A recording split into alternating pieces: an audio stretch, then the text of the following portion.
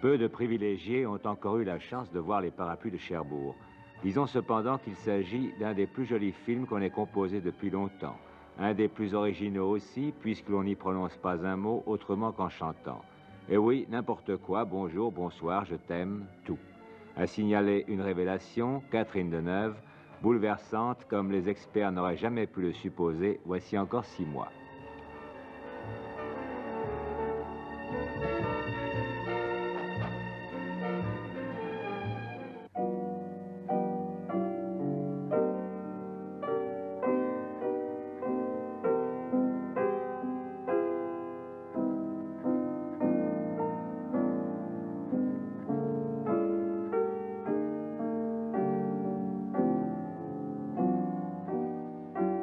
Jacques Demy vient d'obtenir le prix Louis Deluc avec Les Parapluies de Cherbourg, mis en musique par Michel Legrand. Film étonnant, et d'abord dans le sens où étonnant veut dire qui étonne réellement.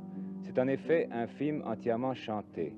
En son temps, et dans une certaine mesure, René Clair avait tenté l'expérience, mais pas totalement. Jacques Demy, à qui l'on doit Lola et la Baie des Anges, a osé, lui, aller jusqu'au bout. Mais les gens s'interrogent déjà. Que sont ces Parapluies de Cherbourg? Une comédie musicale, un opéra? Quelle est votre opinion, Jacques Demy? Bien, c'est un film entièrement chanté. Enfin, je crois que c'est ce qu'on peut dire de plus précis. Quelle était la genèse de l'histoire? Comment est-ce que cette idée, qu'il faut bien appeler insolite, vous est venue? Aussi, les idées, on ne sait pas trop comment elles viennent, enfin, où elles naissent. Si vous ne le savez pas, vous? Ah non, pas du tout. Non, on a peut-être des moyens, enfin, de les susciter comme ça, mais enfin, on ne sait pas d'où elles viennent vraiment. Ouais. Sinon que Michel Legrand est un ami, enfin, il aime beaucoup le cinéma et que moi j'aime beaucoup la musique. Pourquoi, Michel Legrand, la musique de film est-elle considérée comme un genre mineur en France? Je sais pas vraiment. Il me semble que les musiciens eux-mêmes ne s'y intéressent pas assez. Je crois que ça vient de là. Pourquoi est-ce qu'ils ne s'y intéressent pas? Vous savez, c'est très difficile de prendre beaucoup de temps à s'infiltrer vraiment très profondément dans un film. Je pense que ça a toujours été considéré par les musiciens même eux-mêmes comme une chose très légère, enfin un peu sans importance. Est-ce que ça leur apportait de l'argent? Je sais pas, peut-être, oui, peut-être. Ils n'avaient pas l'impression d'être maudits, ça leur manquait. Peut-être, oui. On dit que la bonne musique de film est celle qu'on n'entend pas. Qu'en pensez-vous? Oh là là. Non, ça, vraiment, c'est honteux. Je sais pas qui dit ça, mais c'est un vrai scandale. C'est un axiome. Oui, bien sûr, oui. C'est vrai qu'il ne se remarque pas, en tout cas.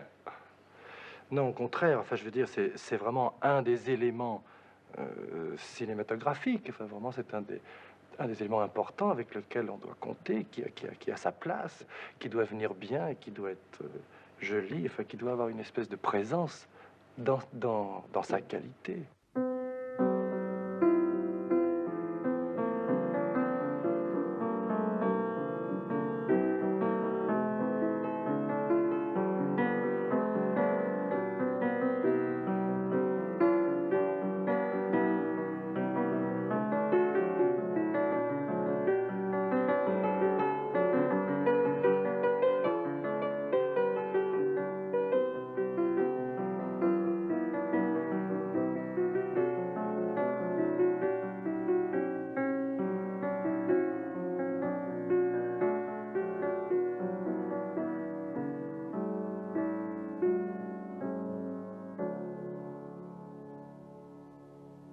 Non, mais au moment où tous les metteurs en scène, qu'ils soient jeunes ou qu'ils soient vieux, tiennent absolument à faire vrai, vous tournez délibérément le dos à la vérité. Les gens ne chantent pas quand ils demandent du sel au restaurant ou quand ils veulent qu'on ferme une porte à cause des courants d'air. Pourquoi est-ce que vous faites chanter des gens qui n'ont aucune raison de chanter?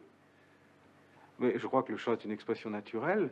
De toute façon, enfin, que ça vous n'est pas... voyez-vous justement dans un restaurant dire donnez-moi de la tarte aux pommes en chantant à la serveuse, ce serait charmant d'ailleurs, mais... Pourquoi pas? Justement, ce serait une façon d'agrémenter l'existence. Comme vous n'osez pas le faire dans un restaurant, vous l'avez fait faire à des acteurs.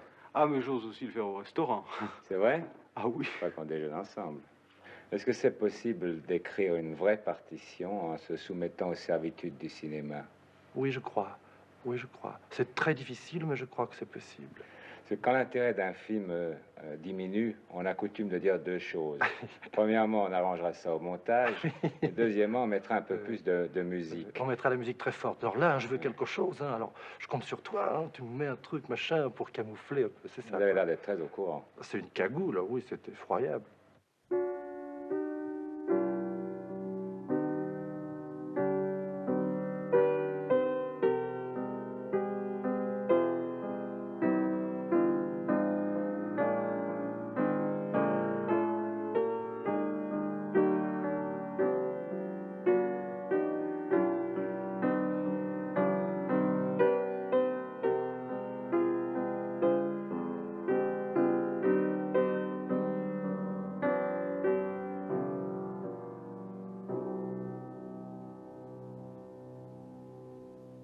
Bon, vous êtes le mari d'Agnès Varda, auteur de Cléo de 5 à 7, ça vous attendiez cette question évidemment, et de remarquables courts-métrages. Est-ce que les qualités de cinéaste d'Agnès Varda ont eu leur place dans le choix qu'un jour vous avez fait d'elle?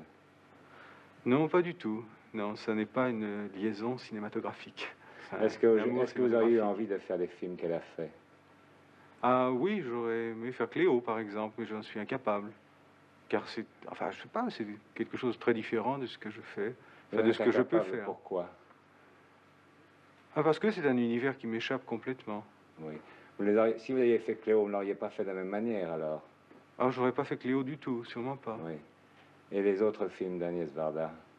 Ah, il y en a un que j'aurais aimé faire beaucoup, c'est aussi Saison Château, par exemple. Oui. Mais d'une manière générale, est-ce que vous parlez avec elle de vos films? Est-ce qu'elle vous aide? Nous en parlons, mais elle ne m'aide pas. Enfin, il n'y a pas de rapport entre nous, de travail. Oui. Pourquoi est-ce que vous ne travaillez jamais ensemble?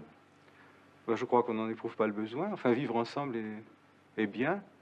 Et justement, nous aide à travailler chacun dans notre coin. Qu'est-ce que vous pensez de cette phrase d'un poète bien connu qui désignait un de ses poèmes « Défense de déposer de la musique le long de ses vers ». C'est très joli. C'est très joli. Non, mais je trouve qu'il a tout à fait raison, parce que n'importe qui s'amuse trop à ce jeu-là. Enfin, vraiment, on met de la musique comme souvent on dépose des ordures où il ne faut pas. Pour un musicien, faire de la musique de film, est-ce que c'est pas un peu compromettre son âme? Qu'est-ce que vous voulez dire, là? Je comprends pas. Ben, c'est du temps qu'il prend sur le temps qu'il pourrait consacrer à faire, par exemple, une symphonie ou... Ça dépend d'abord du musicien, ça dépend ensuite du caractère, et puis je pense que ça n'est pas du tout mineur, où on ne s'abaisse on ne s'abaisse absolument pas à écrire une musique de film. Je crois d'abord c'est très amusant si le film est intéressant. C'est amusant car c'est difficile. On est faussement libre. On pense écrire une partition, mais il y a tout de même des contraintes, et c'est au sein de ces contraintes, une fois qu'on les a découvertes, qu'il faut être libre. Et je crois que c'est beaucoup plus difficile que ça n'a l'air, et de ce fait, de par sa difficulté, je veux dire, c'est passionnant.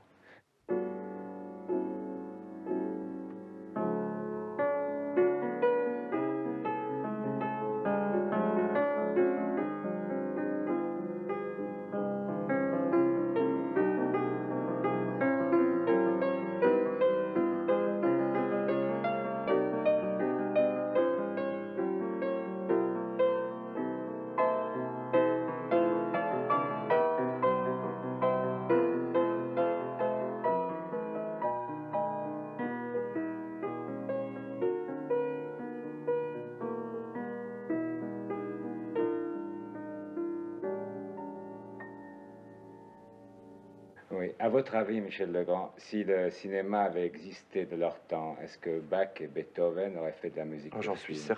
certain, absolument certain. Vous ne croyez pas que ça aurait pu diminuer leur chance de composer un jour le concerto brandebourgeois ou les symphonies? Non, je crois pas. Pas du tout.